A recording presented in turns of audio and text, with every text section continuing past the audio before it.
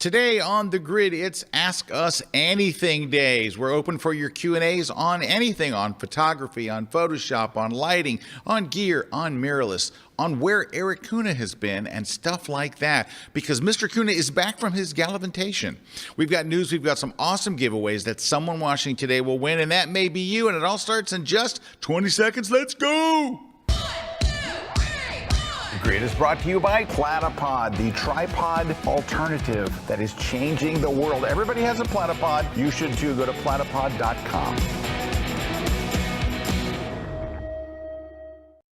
Hey everybody, welcome to another live episode of The Grid. Scott Kelby here, and back from his gallivantation around the country, making noise and playing with toys. It's Mr. Erik Kuna. That's me, just a gallivantatious fool. You are very gallivantatious lately. He's been all over. And we're going to ask him, I didn't tell him this, but we're going to ask him to show some pictures because he got some epic shots while he was up there, as you might guess. So prepare those, Mr. K. I'm going to do some news while you're getting your images together. But lots of news to share, lots of stuff going on. First, I was a guest on the Photocombobulate. That's a cool name for a podcast. The Photocombobulate podcast with Jeff and Mason. And we had such a great time. And it's all travel photography tips. So if you're into travel photography, not only will you have a chance to win my travel photography book today, but go listen to that podcast. I put it on my social today. It's on Twitter, it's on LinkedIn, it's on Facebook. You can go, and I have direct links to their podcast. Two really great guys, very good photographers, very, very good photographers. Both of them educators, and it was just a really fun, lot just travel, talking travel, and right now everybody's getting ready to travel. Everyone's traveling, everything's packed again, you know. But anyway, so that's coming up, and that's not the right picture, but you know, thanks for showing that anyway. Just show random sites, but that's coming up, so we'll move on to that. So anyway, you can get links to that. Then there is another podcast, the Team Epic podcast, which is kind of hosted and headed by Dave Williams. And it's this whole group of us, myself and Mr. Kuna and a bunch of our photographer friends, literally from around the world. It is an international cast of photographers. I put together this. There it is. That's the Epic Photography Podcast. And episode 2 is out now. And you can just go listen to it or watch it. I mean, it's a listen to. And even Robbie Pisco is in there. It is Team a really, really great group of folks. I think it's like 11 folks, all right? So anyway, the second episode's up. It's really a lot of fun, and you're going to meet some really great people and be introduced to different styles and different ways of looking at stuff. Yeah, so that's a lot of fun. Make sure you go check that out. Very, very important. All right. Next, today kicked off the B&H Depth of Field Conference. So it is all online, it's all virtual, it's free, you can just go watch it. And tomorrow I am doing the keynote address. So this is my second year speaking at Depth of Field. They asked me to do the keynote. I'm very excited about it. And I'm doing a different type, normally with a keynote, right, you do inspirational. I did cool Photoshop stuff. So curveball for a keynote, right? Well, I wanted to do something different. No, I think it's awesome. I was talking to David Brommer, who David is a great photographer, and I love David. He and I get along so great. We're both into rock music from the '80s. Yeah, so when David and I get together, like all of our emails have business and then music. Yeah. It's like there's 2 sections in every email. But and we were talking about doing something different. I'm like, I don't want to get up there and do good, take good pictures. I said I want to do something different, and so I did the same thing I always do. I did Photoshop, but I took a different angle. So I don't want to. I don't want to spoil it, but I did a different angle. I've never seen anyone do what I'm going to do. Yeah. Not that it's the topic. Not that what you're going to see in Photoshop is like no one's ever done before, but the topic. Yeah, the topic is really cool. The topic is very interesting. So anyway, that's you can go sign up for it. Go to B&H Photo, and up at the top you'll see when you scroll through all the big banners. One of the banners is a click to go to the Depth of Field Conference, and it's free. And Joe McNally's teaching there. I mean, they got a great roster of instructors. So Go and check that out. What else we got? The Landscape Conference. The Kelby One Landscape Conference is next week. We are a week away. And guys, I got some classes. Ooh, I'm so excited. So I am doing a day before pre-conference session on what makes a great landscape photo. And that's the bigger picture, right? And I do get into a little nuts and bolts, but it's really about knowing kind of what's my goal? What am I trying to achieve? And how will I know that I achieved it? Like if I'm looking at my photo, well, how will I know if this is what I'm supposed to be doing? So it's really about that stuff for you to identify what makes a great landscape photo. Because once you know, okay, this is what my goal is, now you can get a path to it. But, you know, if you're just kind of going out there and just shooting and you're like, wow, my stuff, I'm not happy with my stuff. Well, if you don't go out with a goal, you'll get what you started with. So that's what we talk about a lot in that. And if you're new to landscape photography, I know a lot of people are just getting into it. It is perfect for someone who's new to it. But even if you've been doing it a while, you'll pick up a couple of neat and that's things. one of the great thing about that is launching the conference that way. If you're new to it and you're just wondering about landscape, this is where that first session sets you up for success during the conference. But that conference is full of beginner or advanced, great techniques, great tips and tricks from working professionals that are doing this all the time. And you know, it was neat. So last week we had, 3 of our instructors on. They all came on and gave landscape tips. And while we were doing the show, people were signing up. People were signing up for they're like watching these people and they're like, oh, I got to go to this. And we went and checked the numbers afterwards. We're like, holy cow, people were signing up left and right during the show. So thank you guys. Thank you. It starts next week. And what's nice is we archive the show for an entire year. So you can go back and stream it on demand anytime for a full year, which I think is really awesome. And you can even sign up for it if you can't make it next week. Sign up for it. Yeah, you if you're like, have I'm it busy. for a year. So you still have access to everything for a year. But I do have a public service announcement. There is no grid next week.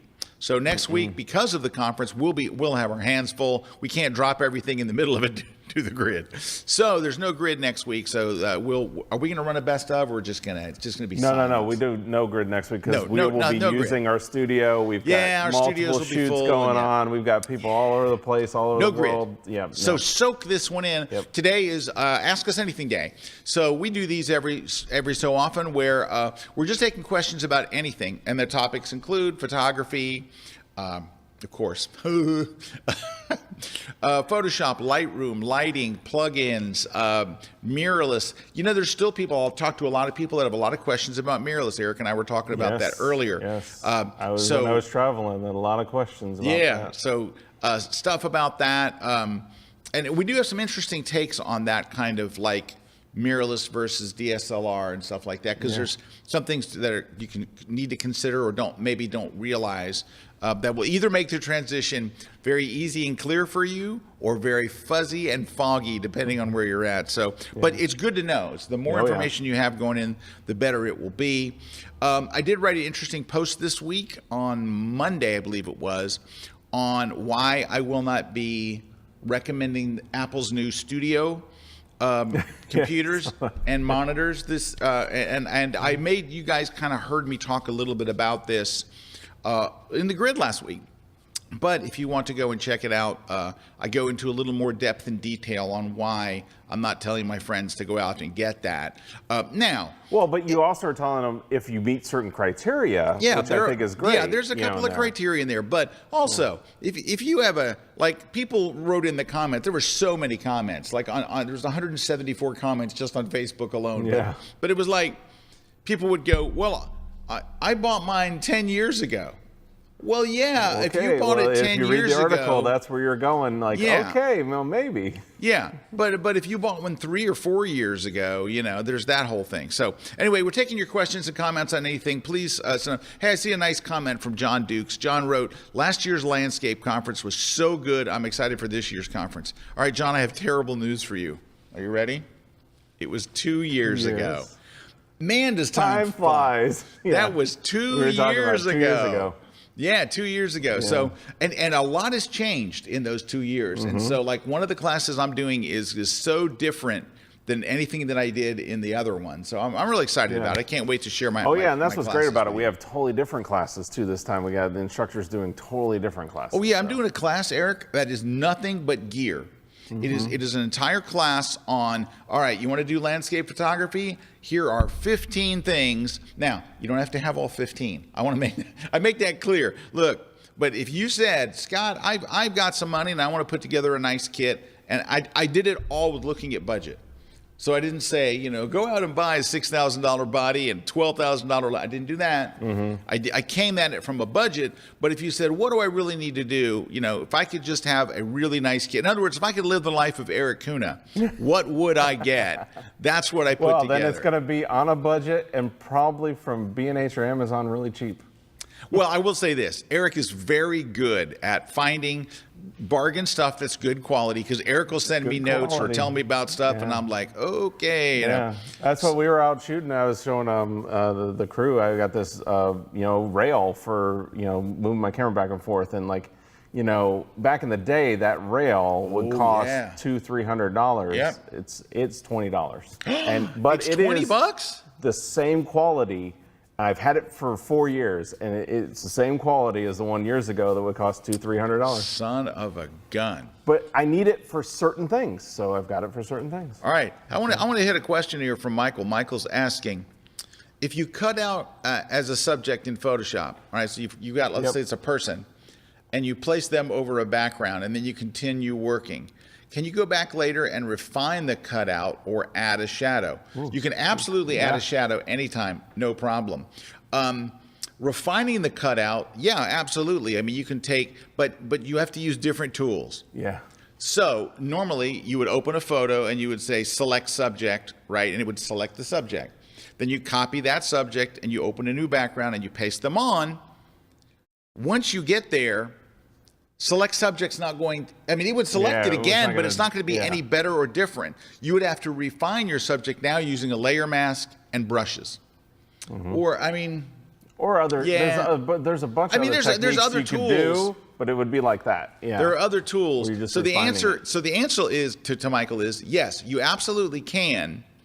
It's not as easy. You're much better, Michael, to potential spam. Let me get this real quick. You're much better. I love that your watch tells you potential spam. And you know what? It's never been wrong.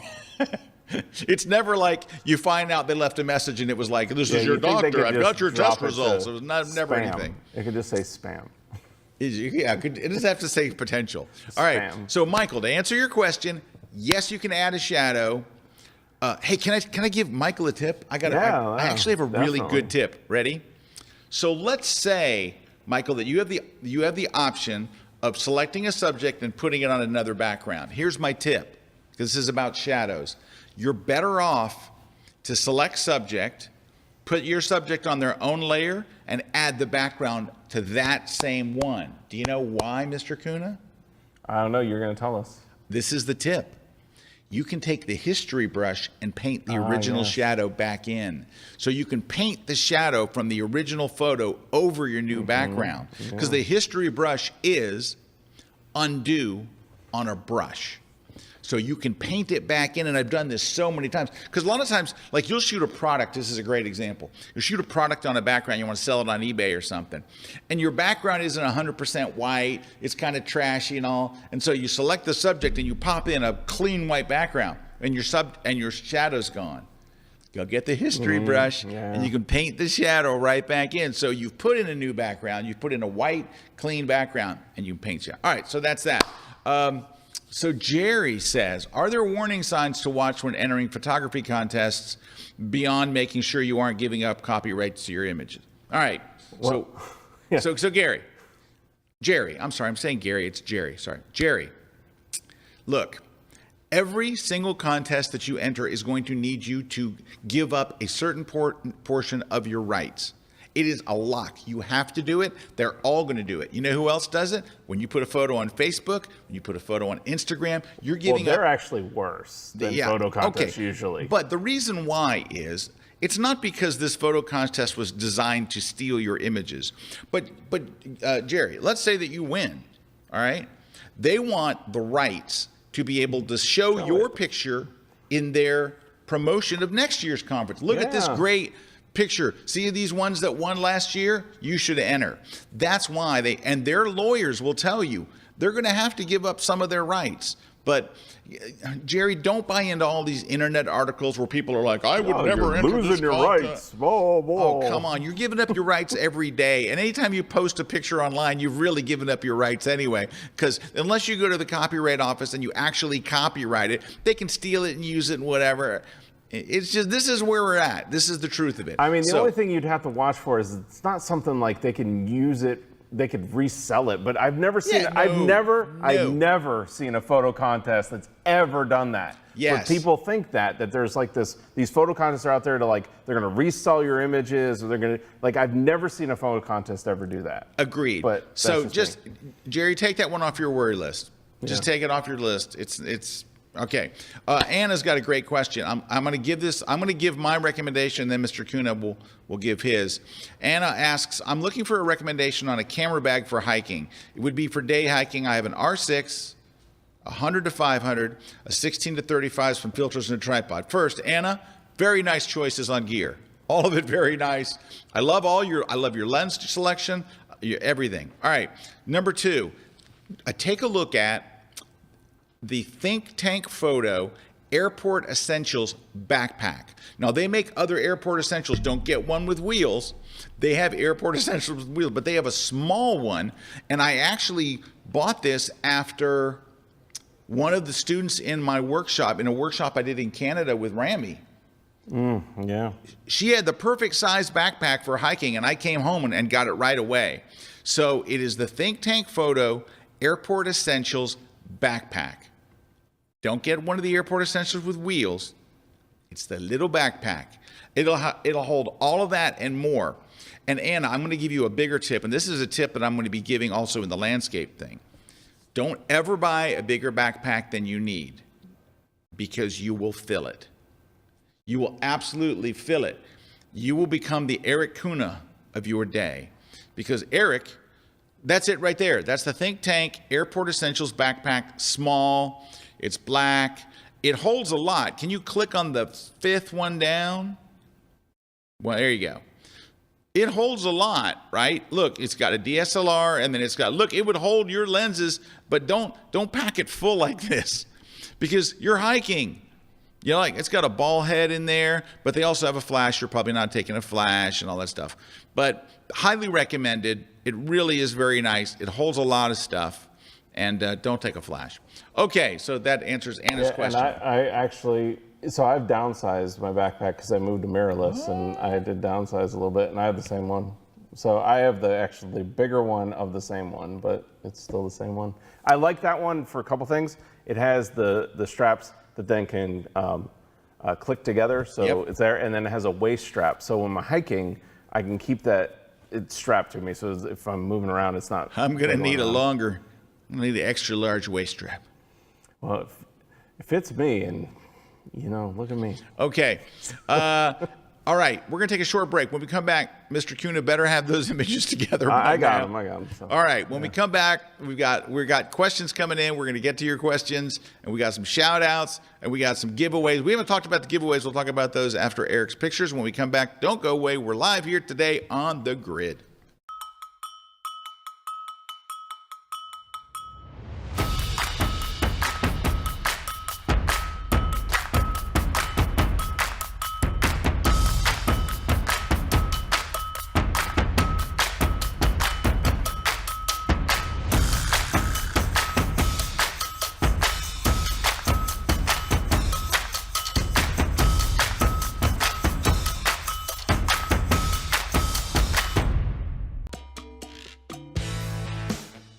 All right, I love Lightroom as much as anybody. Lightroom is awesome. It's great for making things brighter and darker and changing the color, changing the contrast. It's great for doing more of the stuff that you do in your camera.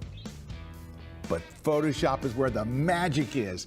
And I just put together a class on one of the most magical parts of Photoshop. It's why you want to go to Photoshop. It's layers. I have a class on mastering layers, and the whole thing is project-based. I'm not just gonna go, here's how you delete a layer, and here's how you add a layer. No, we're gonna build projects from scratch, and it's gonna be so much fun. You're gonna learn so many aspects. You're gonna unlock a whole new world of the way you work in Photoshop. You're gonna go through this whole class, and you're gonna go, holy cow, I can do this. There's not going to be a single thing that I show you in this class that you're going to go, I can't do it. It's too hard. Nope. Where do you find it? It's exclusively at kelby1.com. Boris FX Optics is the definitive digital toolbox for image editing, visual effects, and optical filter simulation. Available as a plugin for Adobe Photoshop and Lightroom, and as a standalone application. Created by Academy Award-winning effects artists, Optics brings Hollywood-quality visual effects to your images. It's easy to explore your creativity with 174 unique filters. Choose from the thousands of installed presets. And use the comprehensive layer and masking system to turn simple photos into cinematic masterpieces. Add light with lens flares, light leaks and gobos. Add style with film stocks and looks. And with Optics 2022, add realistic particle-based effects like smoke, fire, sci-fi and more.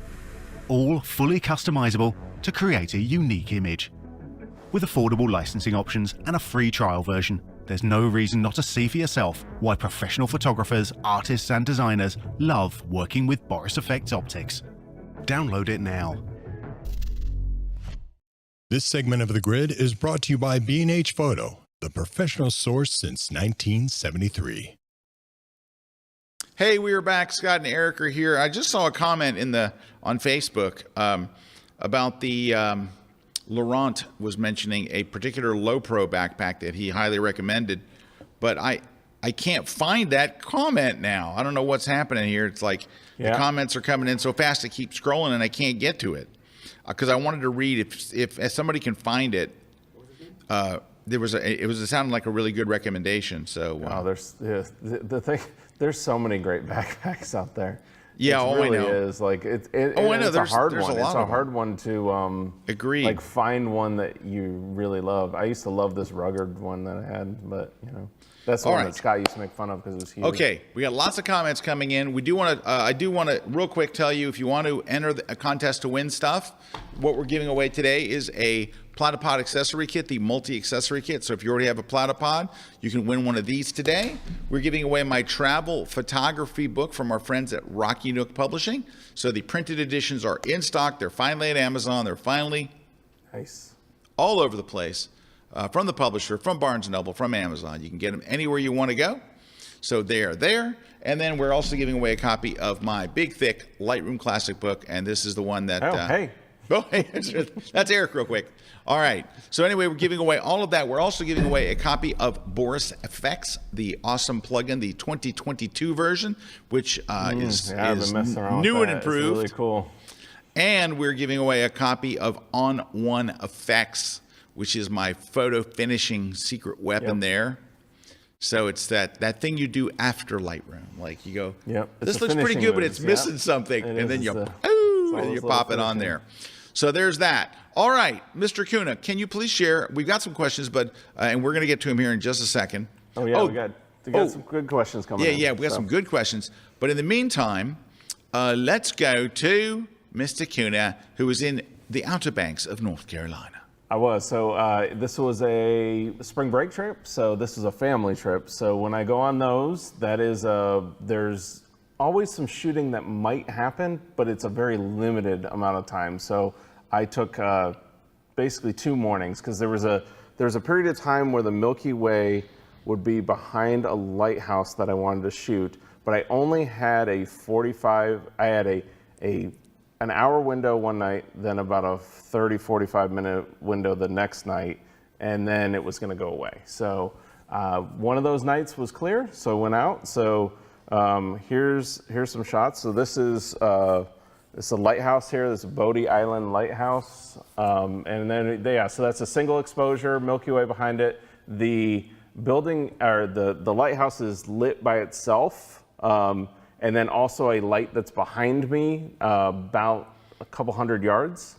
And then you can actually see Venus there rising right above the horizon.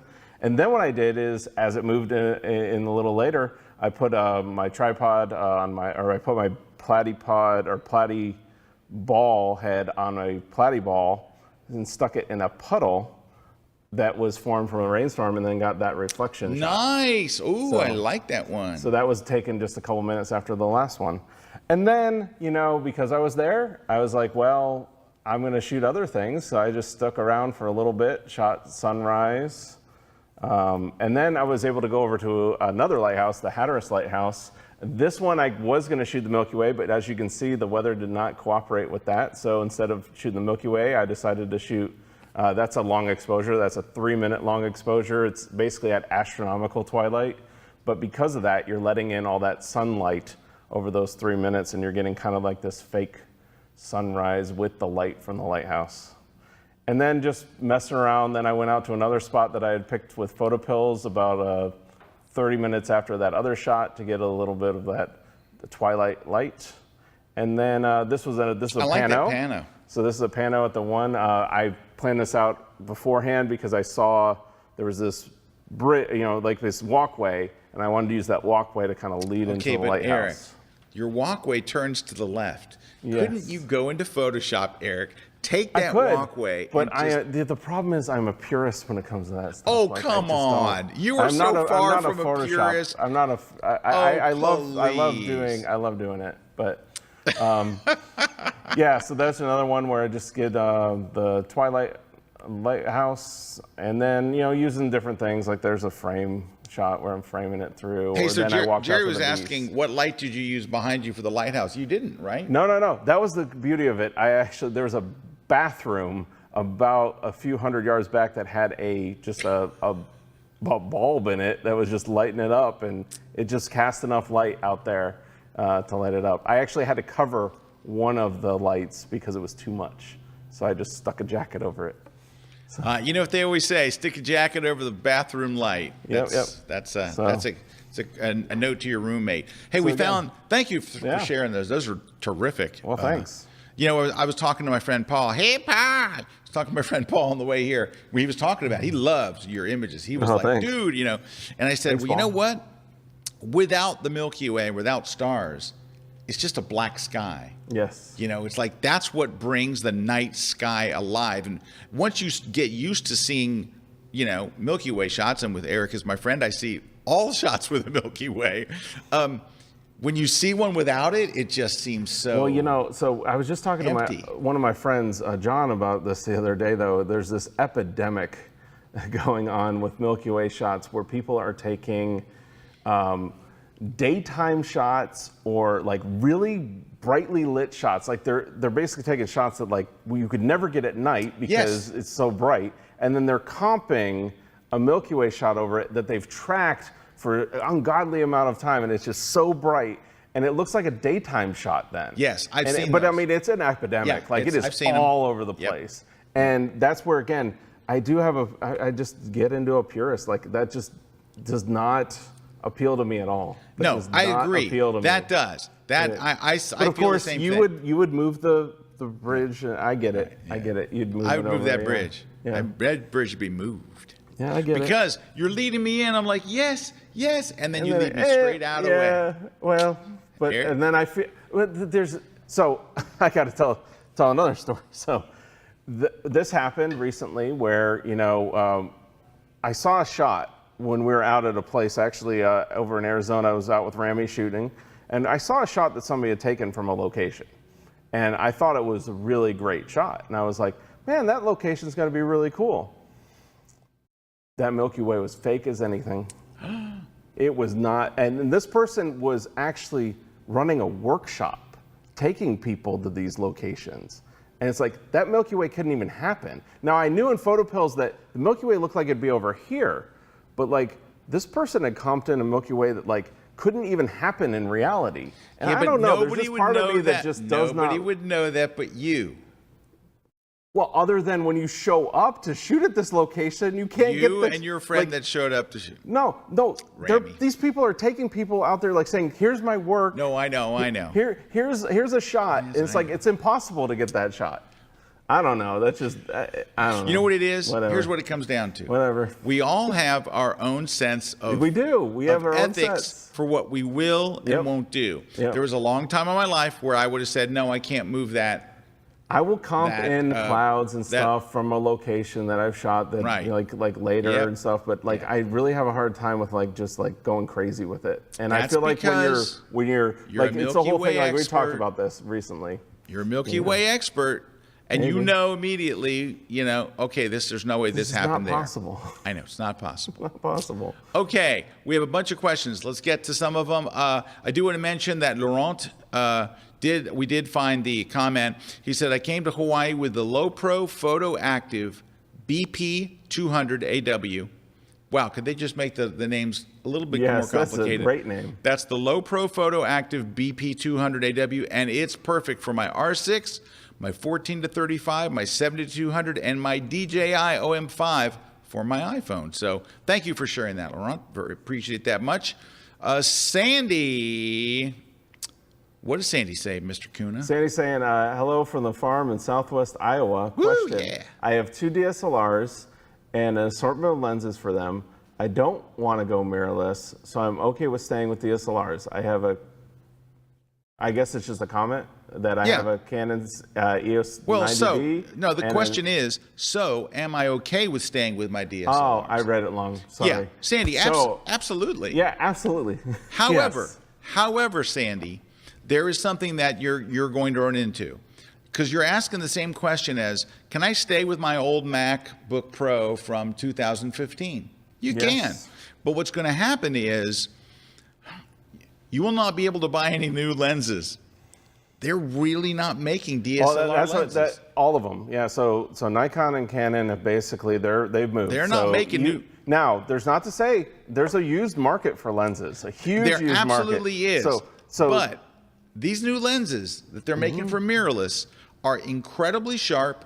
Some are really great and lightweight, and it runs the gambit. We have never talked about, but I don't know if I talked about this, but Jason, our director, he has a 16 millimeter 2.8. Yes, he does. That is an awesome Milky Way lens for $300. $300, but $300. You couldn't use that on a 90D or a 60 Mark II. So because that's all I'm saying to Sandy lens. Sandy, it's just when manufacturers say we're not making lenses for those anymore, they're telling you DSLRs have become obsolete. They just become obsolete, and we're not going to support them anymore. It's like having an old Mac, and one day you're going to have to upgrade because you can't import photos anymore. Or but again, you can use an old DSLR. You can use an old anything. Make great images. Great images. But eventually we will all move to mirrorless. We will all eventually. Michael Perry says, you should run a Milky Way workshop, Erik. Sign me up. All right, let's go. So Erik has got some great classes on Kelby One already on shooting the Milky Way, on using an entire class on using photo pills and stuff. Yeah. He's got a lot of great. If you're into nighttime photography or Milky Way or astrophotography, Erik has got great classes on it. Thank you. Go check those out on Kelby One. Let's see, Andrew. How good are the spiked feet on a tripod for landscape? Are they as good for sharp focus from shooting on rocky ground? That's kind of why they're there. Well, it also helps in sand. But picture your rubber feet on rock, right? If you have rubber feet. So if you unscrew, just like if you have a platypod, it comes with spikes for you to put it on rocks, right? If you have rubber feet, the likelihood of it slipping, especially if it's wet rock, a lot of times we're shooting at dawn where there's mist, or what's that stuff called? Dew. Dew, yes. Dew, right? So that's what the spike feet are good for. They're good for adding stability on things like rocks or things like rocky ground and all. They dig in and they keep your tripod from, they don't do anything any differently.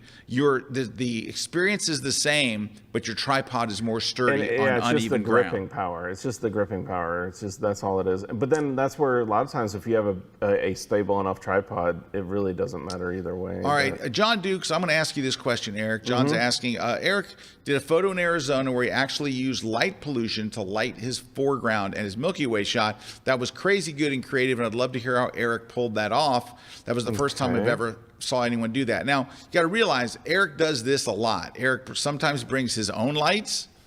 So, Erik, can you just give us a little quick insight into that? Yeah, absolutely. So, okay, well, there's an image right there. So I did not bring any light to that situation. That is the city and area of Phoenix casting its light towards the Superstition Mountains and even that cactus and lighting up that whole area, but because it's coming from behind me and it's being cast towards it, that it's falling. Again, we got to think how light works. It falls onto the subject in the foreground, but the Milky Way is billions of light years away. So as long as that's towards darkness, I can get the Milky Way and that foreground lit. Now, the way I do this is I just look on light pollution maps and figure out like the casting of light and where that is. And that goes back to like Scott was talking about the photo pills class, because you can see like a great example is here.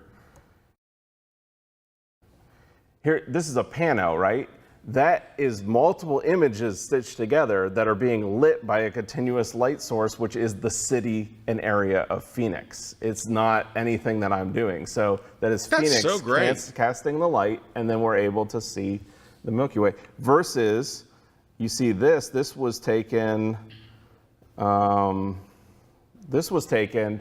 about 4 hours from that location, just on the other side of Phoenix, but I have no light being cast on the foreground. That is all being lit by the stars lighting up those cactuses from behind. Seriously?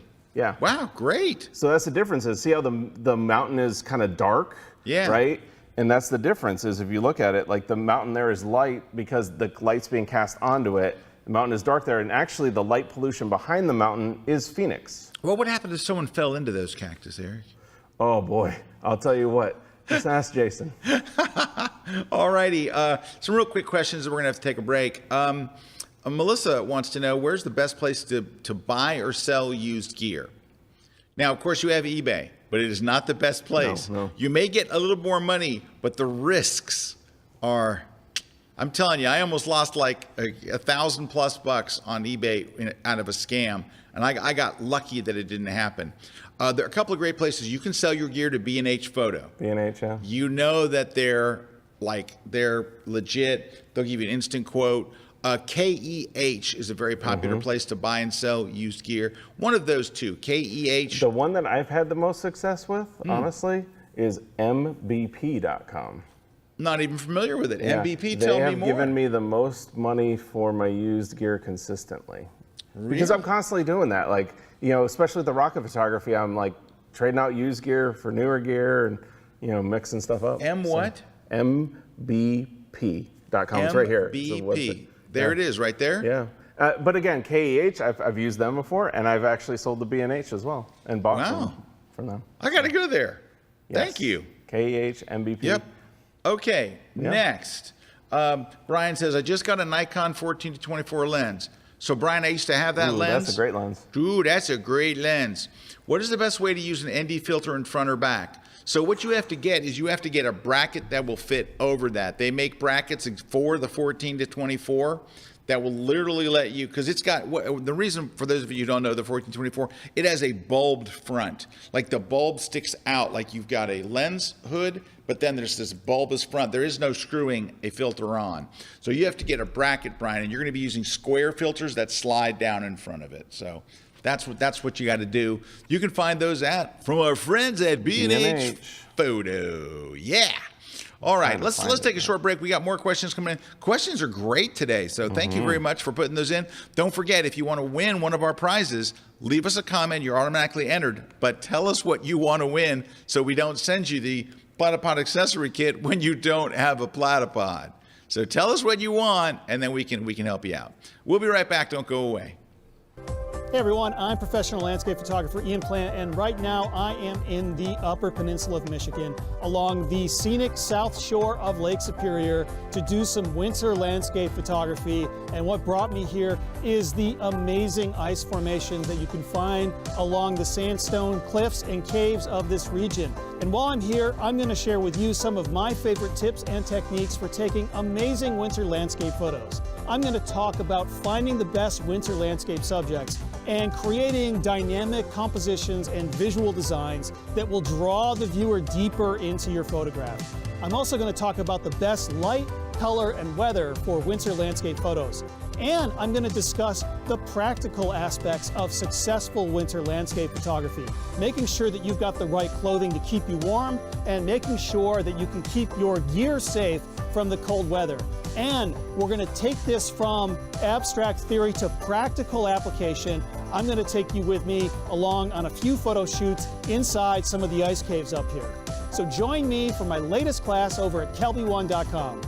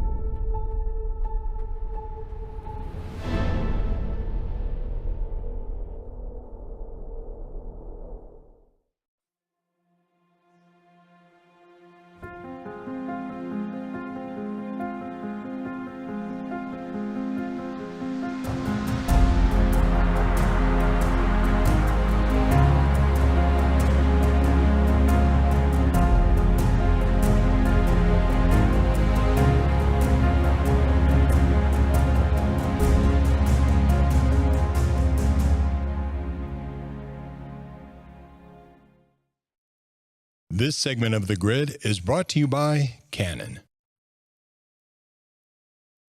Hey, we're back. Scott and Erik are here. Just want to remind you that, like the Epic Photography Podcast, you can watch us all over the place on like Spotify and on Apple's podcasts and all Google Podcasts, whatever. Google Podcasts, whatever. all the places where podcasts are broadcast. You can subscribe to The Grid and listen through there. Also with the Epic Photography Podcast, Dave Williams' latest project.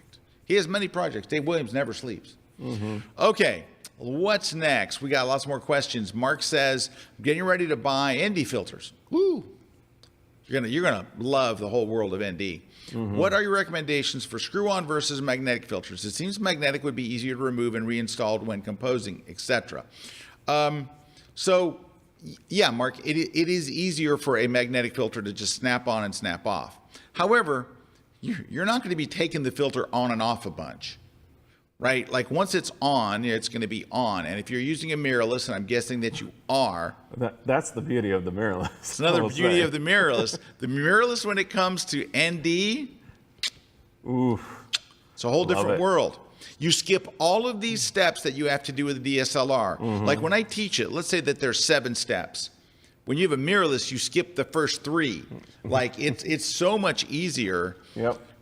Because with the DSLR, it can't see through the dark ND. Yeah. So you have to focus and then switch your camera to manual focus, and then you put the ND on and stuff. So you're not going to knock the focus and all. You're not either way. You're not going to be taking it on and off a lot.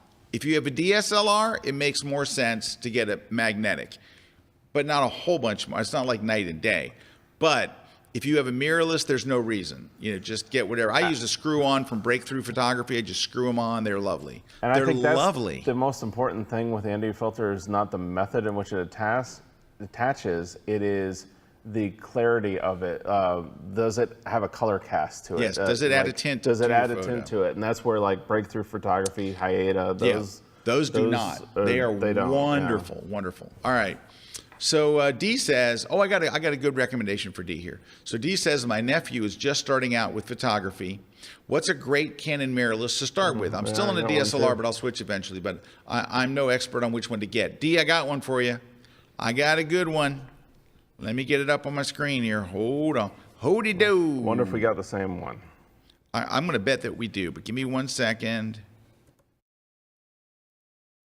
All right. It's this one right here. The Canon EOS M50 Mark II mirrorless camera. This is a small, lightweight, highly rated, ridiculously full-featured mirrorless camera. And it's not a big, bulky, well, like you're saying, this is your nephew or something. They're just getting started. This is a great camera. Now, it's $700. You could probably buy a refurb one for less. You could probably buy a used one for less. But, and you can get kits. So that is, now the body only is $599 and it's back ordered. If you want it with a 15 to 45 lens, then it's $699. And if you want it with a 15 to 45, and if you want it with 2 lenses, it's $929. But that one's back ordered too. And you can get it in white. Don't do it. Get it in black, because if it's white, people think it's a toy. Yeah, get it in black. Plus it's just, it'll show That's more, right, get D. show more marks. That's and a stuff. nice mirrorless. It is. Right, very nice. Now, if you really love your nephew, here we go. your nephew, and you're looking for something that And the nephew could grow with, This shows your love. right? That shows your love. I would recommend this one. It is a great camera. RP is a great one. I'm telling you, this is the Yes. sleeper Canon camera right now. Because Agreed. it's a full frame sensor with the RF, because that's the one Scott showed, which is a great camera too. You're just going to have to use the EOS M lenses, where this is going to use R, and then you can adapt the EF and EFL lenses to this one. No, this is more money, but it's a more better money, camera. But that's the one. This one will grow. This one will grow. Like, this is a great starter camera for anybody who's thinking about getting into mirrorless. I've used this one, and I couldn't believe. And you can actually get this one refurbished, and at times at like $799. This is a great deal. Okay, so D, this is going to test your love of your nephew. Yes. Do you love him a little or a lot? Yes. Do you really care, or it's just kind of like, eh? No, we're kidding, D. But there's 2 great recommendations. Two Eric's, greats, yeah. I'm totally with Eric's recommendation as well. All right, we had a good one here from Alec. Alec wants to know, my clone tool seems to have stopped working. How do I fix it? So, Alec, here's what you do. This will probably fix it. Quit Photoshop and go buy a different program. No, quit Photoshop, and then if you're on a Mac, you're going to hold Shift Option Command. If you're on a Windows PC, you're going to hold Shift Alt Control. You're going to restart Photoshop. A little pop-up will come up on screen. It's going to say it is resetting your preferences. It rebuilds you a factory fresh set of preferences. You won't lose your actions. You won't lose your saved patterns or your library or any of that stuff. But it builds a new factory set of everyday preferences. So like you'll get your tooltips will come back and stuff that's annoying. You'll have to go turn those off. But anyway, that will fix 90% of your problems. My guess is, Alec, doing that alone will fix it.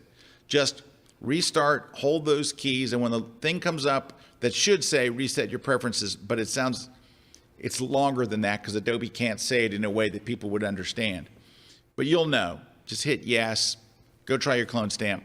Almost hands down, it'll work. That's step 1. If for some reason it doesn't, that will do it. Go uninstall it and reinstall it from the Creative Cloud, and then it'll work. But I don't think you're gonna have to go through that. All right. So it's interesting. Rose has a comment that, hi there, I just woke up and the grid is an hour earlier now. And that's because here in America, where we're at, we observe daylight savings time. So we've just gone through daylight savings time. I'm sorry, Rose. So Rose is in New Zealand. Yes. So, yeah, we don't have perhaps the best time for New Zealand. I mean, we have some odd stuff here. I mean, we're still on the imperial system. We don't do metric, and we also still act like we need the extra light for farming. So that's why we do that. We need the extra light for farming. Yep. We need more production, so we need daylight savings time. All right. What else? Brian's here from Michigan. Alan from Brighton. Thank you for being with us, Alan. Deborah's here from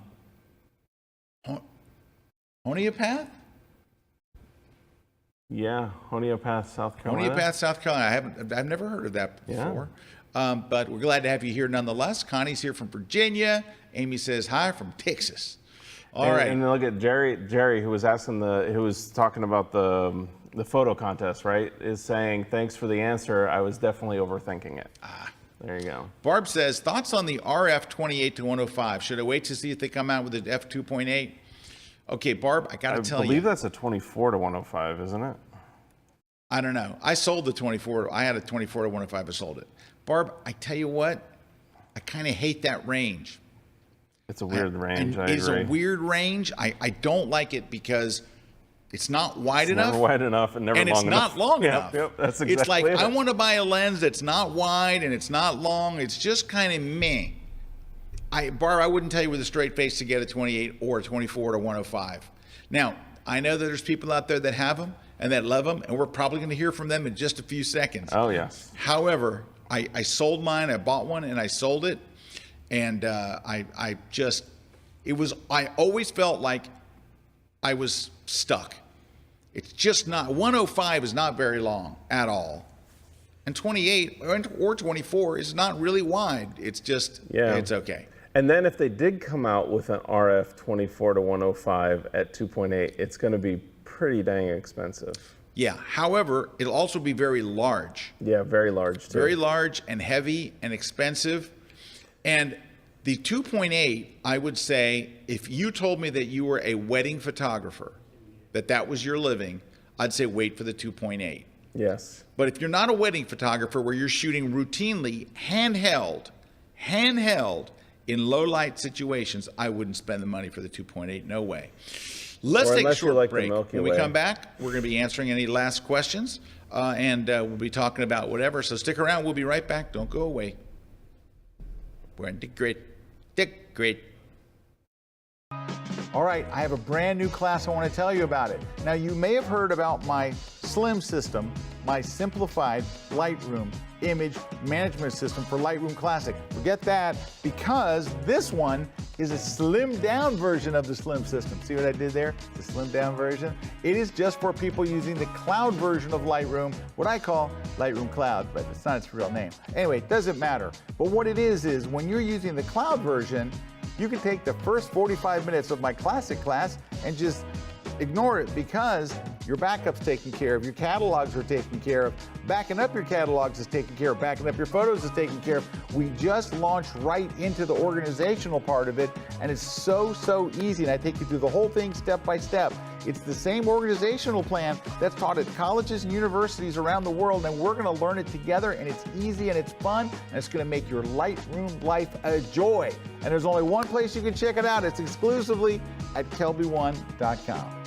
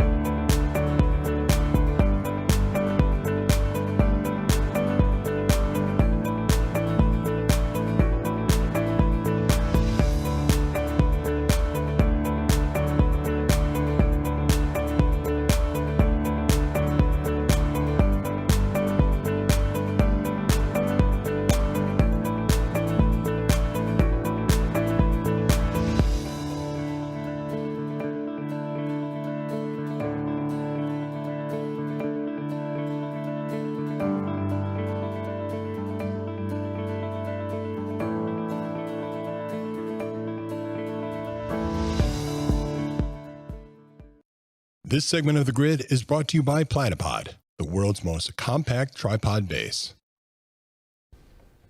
Hey, we are back, and we've got some questions. So Dee was responding back to our thing. She said, thanks for the camera recommendations, guys. I love my nephew a ton. He's going to graduate college and travel a lot for his job, so he'll go backpacking and shooting landscapes, etc. Nation. And she goes, the Grid also gave me 2 backpack ideas for him. Woohoo! There you go. So you're very welcome, Dee. Thank you very much for watching. All right, so Barb, who we were just talking about, like the 24 whatever, Barb says, I also have the RF 100 to 500. Ooh, great lens. Ooh, that's a good lens there, Barb. Looking for wildlife and birds and landscape. Thought maybe it would be a decent all-around lens. You know, what you might want to do, Barb, is just go buy a 24 RF.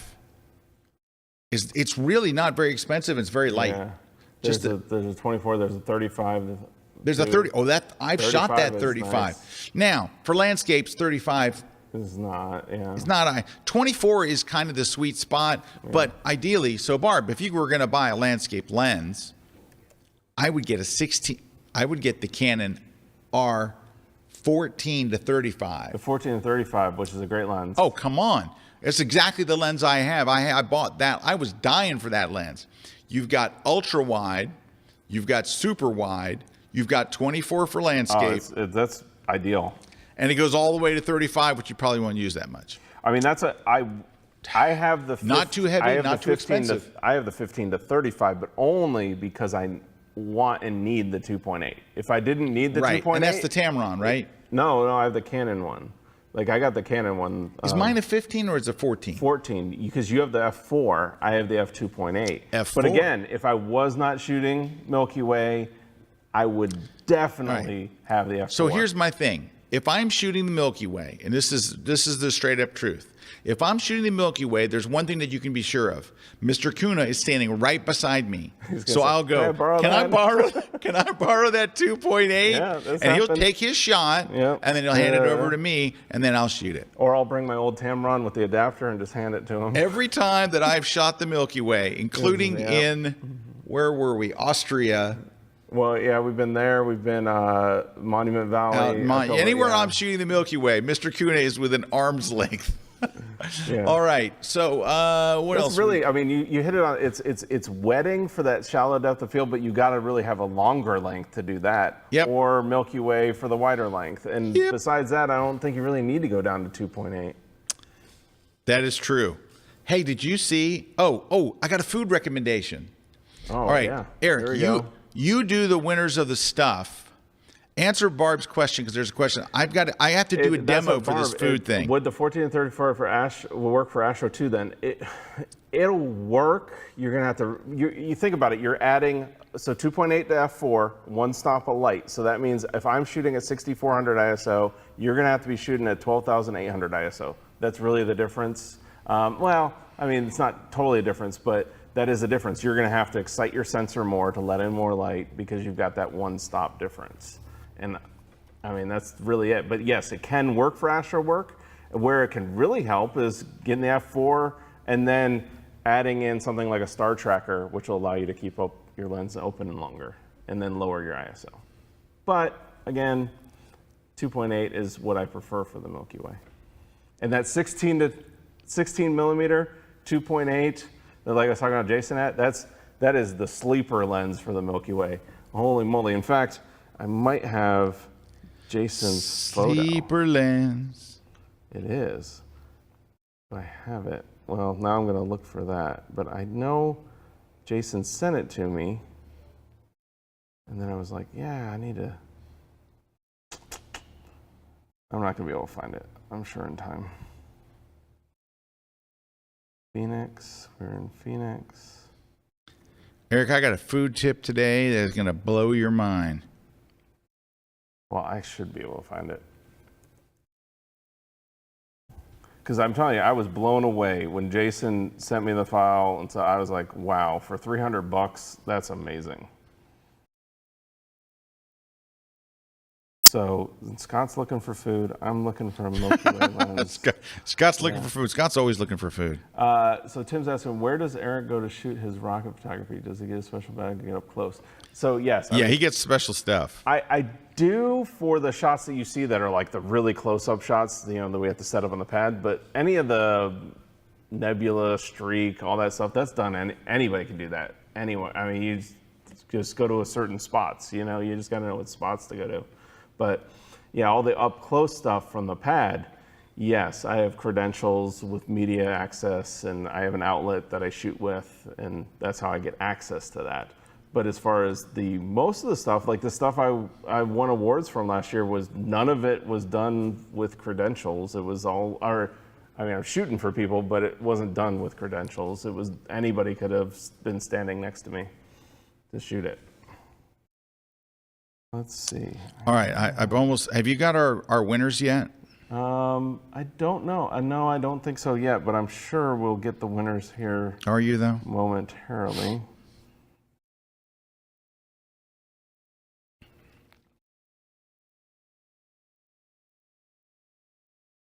All right, I found it. I found it. There we go, Jason. There it is. So this was from Jason's $300 Wow. 16 millimeter 2.8. So that's Jason's shot from the same location that we were talking about. Jason was standing maybe about like what, 30, 40 feet away from me. So it's just yeah. Stand near Erik Kuna, you'll get good photos. Amazing for that price that you're able to get that out of a 2.8. And I will say the Canon RF non-L series lenses, like those, even that 100 to 400, the 16, the 35 that Scott was talking about, they're incredible, like way better for the price, like compared to like a EF or EFS. Those RF lenses are just incredible. And that 16 millimeter 2.8 is like a sleeper Milky Way lens, total sleeper. Because to get that in even like a Rokinon, which is usually like the other one that for years I used a Rokinon on an EF, a Rokinon RF is like $600, I think is the cheapest one. So you're getting half the price. Now, again, you're at 16 millimeters versus, you know, say 14 millimeters with some of those, but still 16 millimeters, you can look right there on the screen. I mean, that's really nice. Really nice. Beautiful. All right, are you ready for the food? Oh, no, you haven't done the giveaways yet. I haven't got the giveaways yet, but we're working on that. Are we there though? They are. All right, so we are getting the giveaway. So David Hart Jr., you've won the Potty Pot accessory kit. Then we have Jane Hoven Cleveland winning the travel photography book. Then we have Scott Sr. winning the Lightroom Classic book.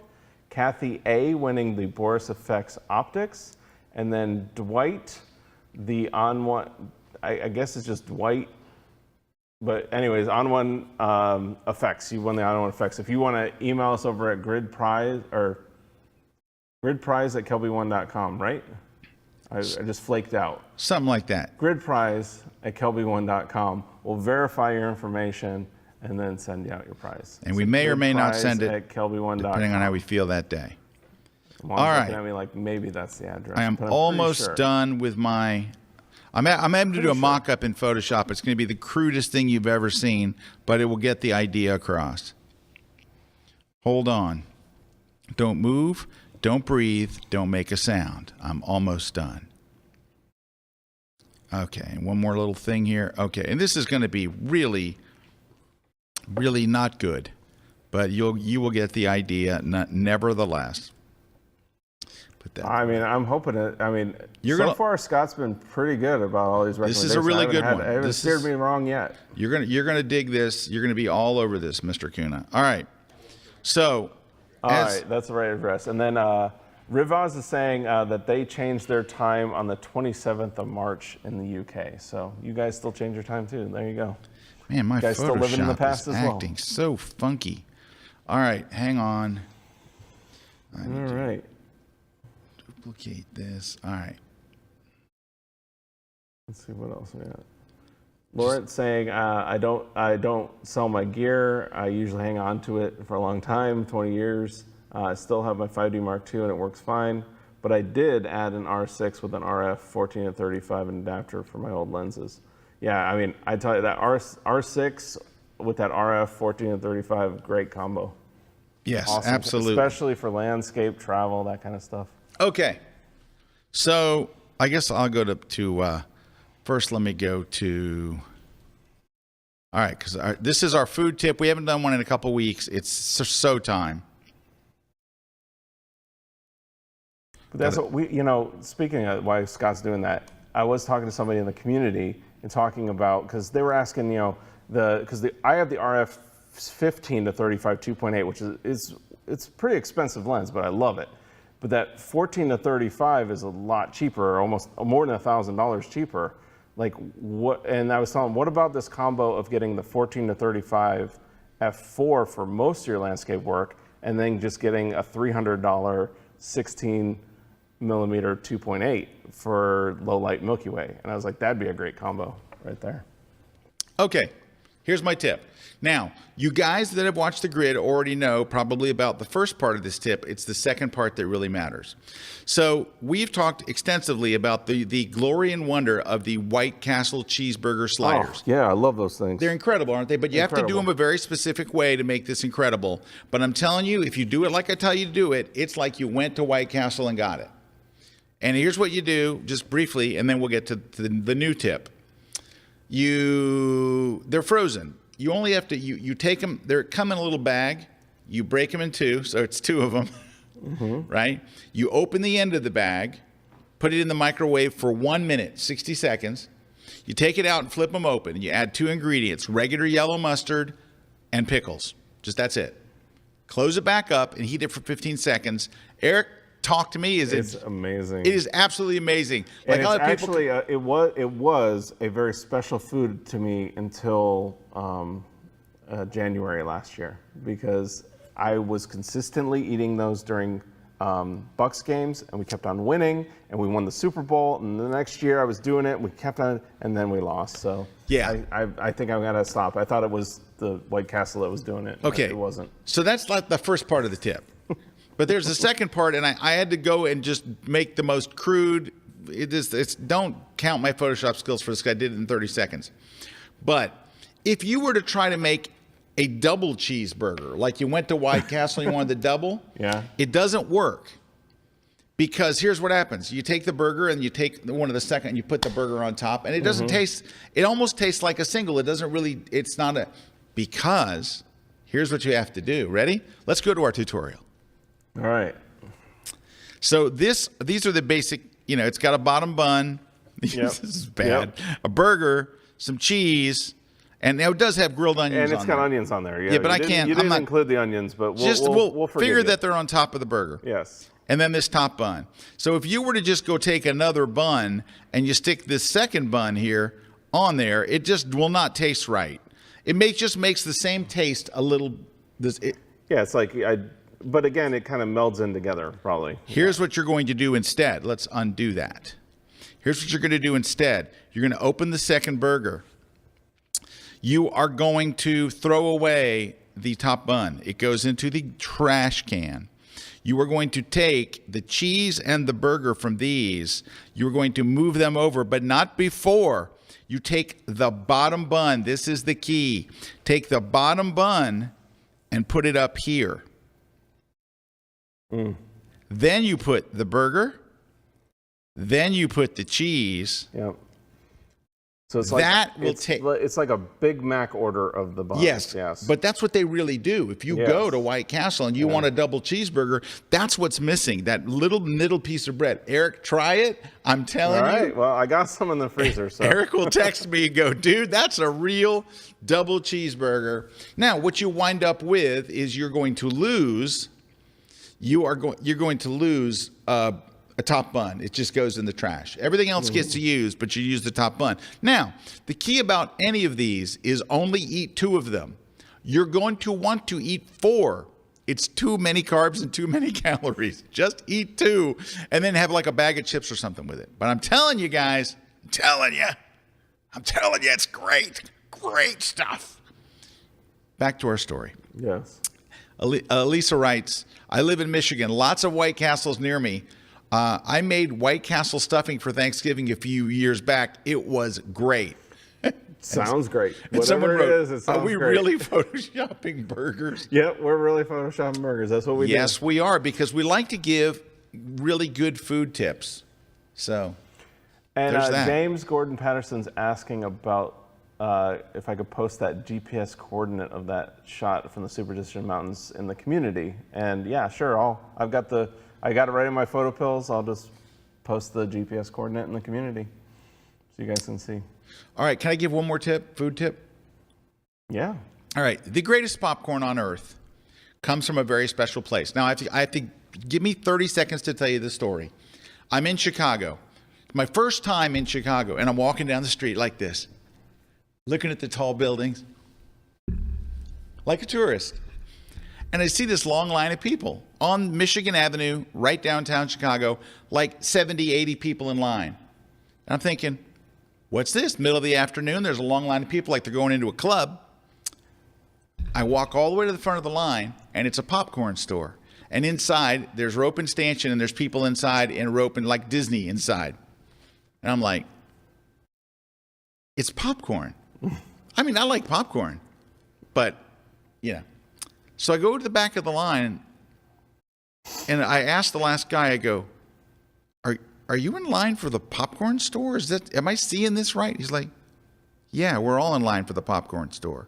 And I go, is it really that good? And he goes, why do you think this line is here? And I got in line. That had to be 20 years ago. And for 20 years, I've been buying popcorn from Garrett's Popcorn. It is the most unbelievable, crazy expensive, mind-blowing, delicious popcorn you will ever have. Now, I will say this. You can order it by the can, which I do. Comes in a tin drum. It's expensive as crap. It is like my luxury is to get this popcorn. A cup and a quarter of it, a big like bowl of it, is just 2 carbs if you get the cheese corn. Now, here, Dodie just wrote, best popcorn ever. Yes, it is like, I know that you got a popcorn store in your town. You think, oh, they're popcorn. This is different. This is a whole nother level. Dodie knows. Anyway, it is a whole nother level of popcorn. If you get it at one of their stores, and by the way, I've eaten it there at Garrett Popcorn in Times Square in New York. I've eaten it in South Korea, Hong Kong, in Tokyo, in Las Vegas. Oh, and so Leslie just wrote Garrett's Mix, which is a mix of their caramel corn and their cheese corn. Those two are incredible. I don't get the caramel corn because, you know, it's got to have a million everything bad. But their cheese corn is fabulous. It's so good. 2 carbs for a big bowl of it, like a big, like, I mean, a ton of it. So anyway, that's my other tip. I've got some coming today. Oh, and they had a side order you could get with a special deal of Buffalo Ranch. Nice. That sounds good. So I got cheese. I got a big tin of cheese and a little tea. You know what today is? Popcorn day at my house. Popcorn day. Well, anyway, those are we haven't had food tips in a while, so I thought we would go here. All right. Guys, we've run out of time. We ran out of time 12 minutes ago, but, you know, we had to do the burger tip. So what else? You guys know what all's coming up. Don't forget, I'm doing tomorrow I'm doing the B&H Photo Depth of Field keynote. It's free. Go sign up for it over at bnhphoto.com. Click on the Depth of Field conference up top, and you'll be able to. And Landscape Photography Conference coming next following week. Won't be a grid because we'll all be there. I got some killer classes, though. I'm telling you, I'm very, very. You know, sometimes when you really feel like you got something, you're like, I cannot wait. I can't wait for you guys to see this. That's coming up next week. No grid, so we'll see you in a couple of weeks. We'll see you after the conference. But thank you all for tuning in, and thanks for Jeff Revell for telling me that my mic sounds like crap. We figured out what it was. It's an issue on our end, but next episode, it won't sound like crap. It'll sound like 2 White Castle cheeseburgers flipping on the grill. Mr. Kuna, thanks for sharing all your stuff. Thanks for being here. Nice that you're not gallivanting. Thanks to my crew that all came in here to make sure that we could do the grid today. And thanks to all of our sponsors. Thanks to all of you. See you next week. Let's go.